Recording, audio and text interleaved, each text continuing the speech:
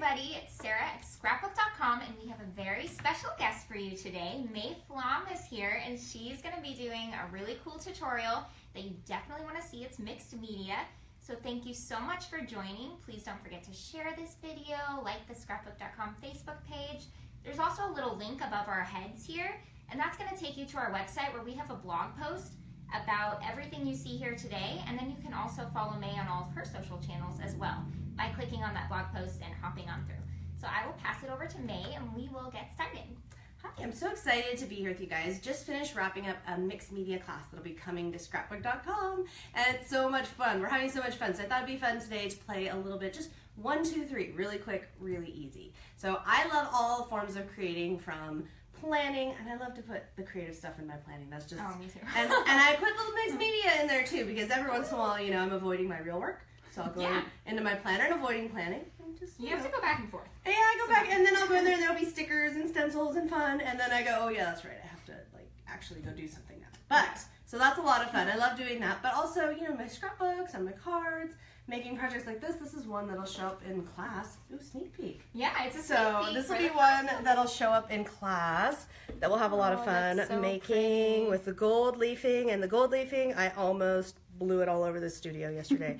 But I stopped myself just in time as it was rising up, as I had the heat tool running, and it started to rise up out of the jar, and I went, whoa! You have to be careful with that stuff. But we're not going to do that today. We're going to do low risk. Low risk. Low risk mixed media. I like low risk mixed media where you can't really mess it up. You can just have some fun with it and play. So I'm excited to share that with you guys. Perfect. And like I mentioned, this everything we're looking at is in our blog. So the steps, she said it's a 1, 2, 3 kind of thing. All the steps and some pictures are in the blog too. So if you want to look at it later and you don't want to have to watch the video again as you craft, you can go back to our blog, and that link's above our heads, and you can see everything there. So that's exciting too.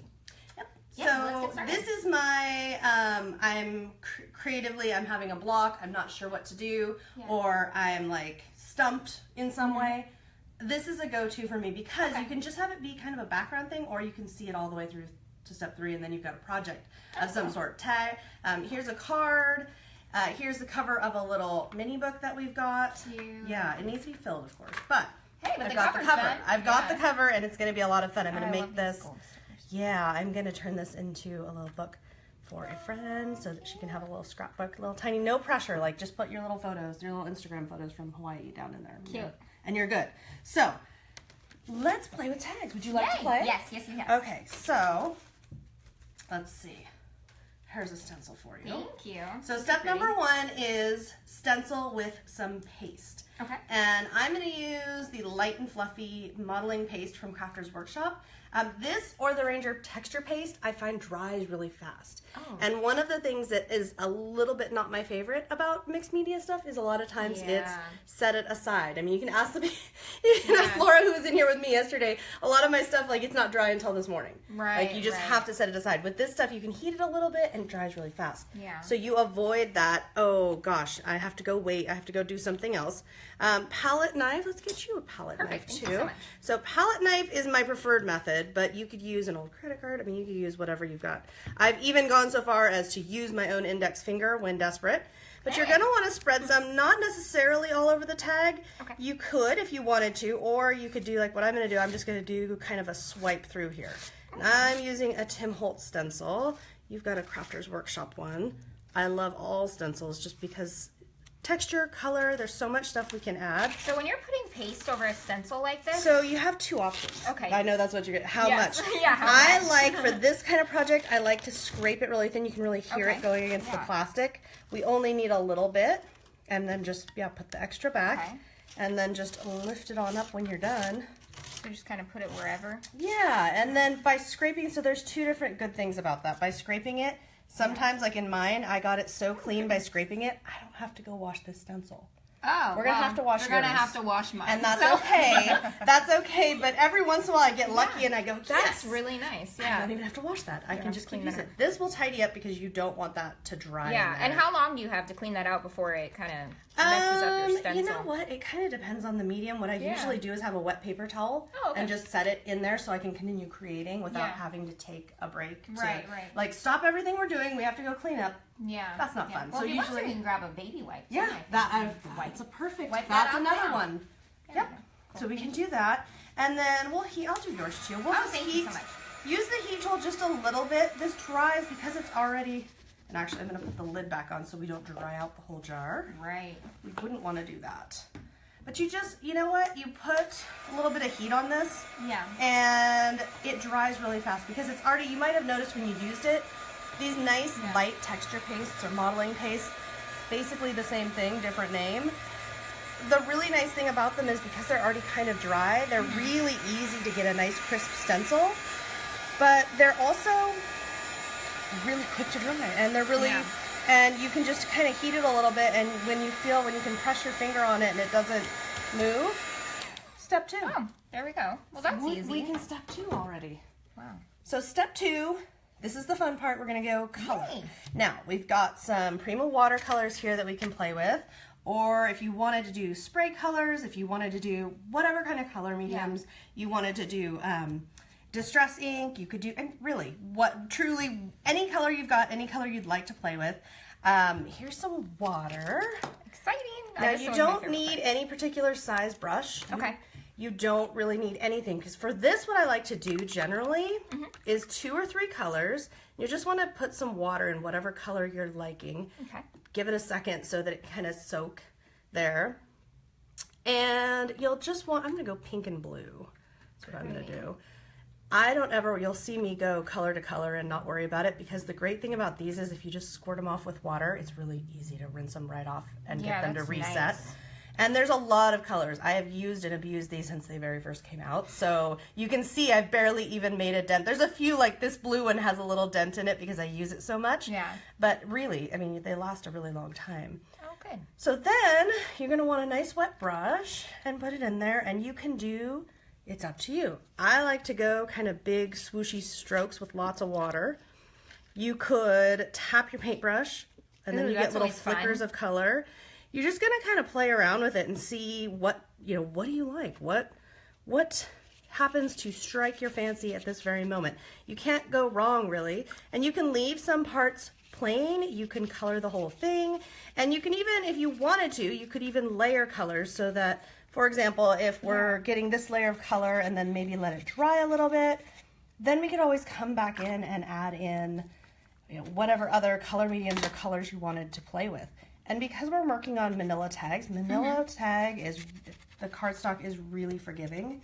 So it's not going to get terribly angry at us for all the water. Okay, so you can definitely. And because there's the paste on there too, it also helps. Yeah. So, mine's looking all wild, but I'm liking it. I like this. I'm liking it. Yeah. It's a lot of fun. I keep getting inspired by all these Arizona sunsets that are, because it's warming back up here. Oh my goodness, yes. Yeah, and so now we're getting all those really orange. Yeah, from my hotel room this morning and yesterday morning, I woke up with the sunrise, and I was so glad because it's so beautiful. Sunrise and sunset here. So great colors. For all of those who are just joining us, this is Scrapbook.com, and May Flaum is here showing us a really fun mixed media, simple 1, 2, 3 steps anyone can do. If you are just joining us after this video is done being live, because we're live right now, you can go back and rewind and watch the whole thing through, which I suggest because you can see all these techniques in person. Or if you don't have time or you want to check it later, you can come back. This will still be on our Facebook page at Scrapbook.com. Or you can even click on the little link above our heads to our blog, the Scrapbook.com blog, and then you're going to find all the links to follow May on her social media channels. She posts really beautiful projects all the time, inspiration, stuff like that. So definitely want to go over there and check it out. So what is the next step to the step number 3? We're dried off. I mean, you see how quick it dries, and you can see how when it dries, it changes a little bit. Yeah. So if it dries and it changes and you are really happy with it but wish it was more, just add more. Okay. And if you're not as happy, you can usually kind of cover over or change things. Right. Or here for step 3, we get to embellish it. Yeah. So we've got, let's see, this is one of, and these just came into the shop, and this is my Let's Go kit from 28 Lilac Lane. I love these colors. They're so much fun. All little sequins, pearls, beads, buttons, trim, and even a little camera. Adorable. And you can find these kits on Scrapbook.com. Yes, they just came in, so they're so much fun. I'm a big connoisseur of sequins. Oh, good. Then you will also like these. I know. I keep looking at them. Here's some pretty sequins. Look at how pretty those are. This is my favorite. I love the stars. What a good idea. There's all different sizes and different colors, and you can play with them together. You can mix and match them. You can do whatever you like. Right. So I've also got, because when do I not travel around with some little mulberry flowers? Of course. So I've also got some flowers. So the step 3 is pick a spot and embellish it. I usually like, I don't know, about 1/3 from the bottom or about or around the top. But I'll pick one spot and just make a little cluster. I like to work big to small. I find working big to small. That's a good tip. Because then what you do, when you've got the bigger stuff down first, so like if I like my little flower there, it makes it easier to kind of pull, okay, what else do I like? Okay, what else? Kind of adding in, and I'm taking that button because I like that button. And I want to make sure I'm the one that gets to have it. Hey, did you grow up with siblings? Yes, I did. Yes, okay, that's sibling talk right there. Like that, well, then that's sibling rules. She who gets it first gets it. Yep. And I even have some little stickers here. These are some of my favorites, because there's so many really fun little sayings for cards, for tags, for whatever you're making. And so I'll use one of those too. And I usually like to try to figure out like where I think I'm gonna put that. And you can use a little bit, when you're getting this much texture, you probably want a little bit of liquid adhesive. Okay. Because as I often find, sticker adhesive can't always hold up to texture. The adhesive on the sticker, it's good. It's not that it's not good. It's just that it wasn't meant to, it was intended to go on paper. It wasn't intended to try to go on my crazy So you would definitely say to glue down your... Usually, yeah. I usually will set it down and see what happens. And if it pops right back up, then I go, okay, well, now I know I ought to change that up a little bit. And then we can just play with, I like to, especially with these flowers, like tuck little buttons under, cluster a little bit here and there. And if I'm wanting to make like a little waterfall of sequins, sometimes what I'll do is I'll get out my Heidi Swapp mist that I cannot get enough of, and I will make little flicks of mist like so. That's pretty. I love doing that because I feel like I get better control over where I want it, and I don't always want like the spray look. Right. So I really like doing it that way, and then what ends up happening is I'll see like a pattern will emerge where I like, and then I'll let my sequins kind of pop on there and follow whatever the pattern is that came across. So in this case, I feel like it's good. And then I'll put maybe 3 or 4 like... It kind of plans it for you. Yes, and that way it's still kind of random. Yeah. But it's not random in a way that I invented and now it looks like really manufactured. Right. It keeps heavy-handed. It organic. It keeps it, yes, that's the word. I love that. It's fun, and we can just play. Yeah, that's my problem though. Is once I get in with sequins, I'm like, yeah, but see, you're in sequins. You're already at the final part. So I mean, if this was if this is a card, if this could be any project whatsoever too. Yeah. On a canvas, I mean, you can really just make that easy, quick. Yeah. Project, and it's quick. It's easy, but it's also like it's a good one for me when I'm stumped. I'm like, okay, I don't know where to start, or maybe I was on vacation, or maybe I was been busy and haven't been home to like work, and creativity is a muscle and you've got to exercise it. So it's a great one to get me kind of back in the swing, back in the groove. Absolutely. These are really fun. I'm going to reach around you for some stickers. So for those of us joining us, we're doing a mixed media tag tutorial with May Flaum, and you guys can see all the steps at our blog, and that link is above our heads. And so these are the pretty tags we made here with 28 Lilac Lane sequins and embellishments, and we have these beautiful stencils and watercolors that we're using on these tags here, and you can see all of this on the blog, like I said. So don't forget to like this video, share it, check out the blog so you can follow May on her channels, and we're just having some fun here. Too much fun, probably. Yeah, probably. They're gonna come see it like 2 hours later. We're still here. It's just solid. Everywhere. It's just solid sequin. There's a question on what is the adhesive that you're using? This is a new to me adhesive actually. It's called Mixed Media Adhesive by iCraft. It's permanent, it dries clear, but it does dry with a little bit of shine. So you'll want to be careful to use like a very, very small amount, or it's great with sequins, I'm finding, because they're shiny, so if a little bit shows, it's not really like strongly glaring, like, look, she used too much adhesive. She used too much. Yeah, so like there's a little bit right here showing. I'm going to need to cover it or scrape it away or something. Yeah. I do like this adhesive. It works well. It's new to me. It's always fun to find new to me stuff. Yeah, I agree. Oh my goodness, I haven't used any beads. I should use some beads. So, real question though. Sure. How many buttons do you think you own? It's about, it's the hard-hitting hundreds questions. of thousands? Well, Hundreds of thousands? Well, I have at least one of every single of my kits and my products. Yeah, of course. So I have those, but I've always been a huge fan of buttons. So I have an entire, like, you know those for the garage they have for nails and screws and such? Yeah. Little containers. Well, not little, but I have an entire one of those, and it's rainbow. I mean, it's down to wow. There's a mint green, there's a turquoise, there's a whole bunch of different containers, and that's pretty full.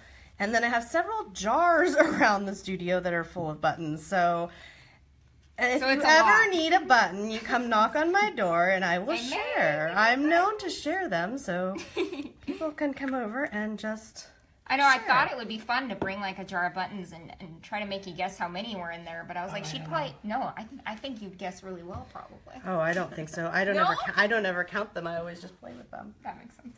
Too busy. I get all distracted. Ooh, buttons. And then I get all distracted, and then an hour has passed, and then it's, oh yeah, that's right. We're supposed to be doing something here. Right.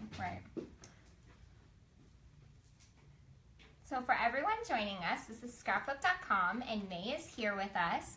And we are just finishing up a 1, 2, 3 tutorial that she created. So it's a mixed media tag in this case, or you can do it on a card, on an album. We have some little images here in the front that you can see that May did. But it's just 1, 2, 3 easy steps. You can see that here or on our blog, where we have some photos of the projects that she made and how to do it. Yep. Stencil, color, embellish. Yes.